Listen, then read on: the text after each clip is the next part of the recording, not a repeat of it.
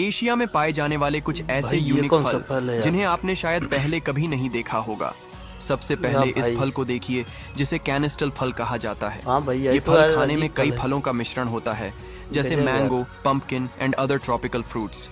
इस फल को एग फ्रूट भी कहा जाता है। वाह अब इस भाई। छोटे से फल को देखिए अरे जिसे यार, हार्वेस्ट सच करने में। का तरीका भी काफी यूनिक है। गजब इसे तरीका है काउबेरी कहा निकालने जाता का। है। इसका स्वाद रस भरी और रेड काउबेरी। करंट के जैसा होता है। वहीं अब इस फल को देखिए, ये तो आप काजू लोगों है में भाई। बहुत कम लोगों को पता है कि ये क्या है। दरअसल ये कैश्यू नट है जिसे हम काजू हैं? कहते हैं। काजू, आपको हाँ, बता दें वही कि तो पूरी है। दुनिया में भारत और वियतनाम सबसे ज्यादा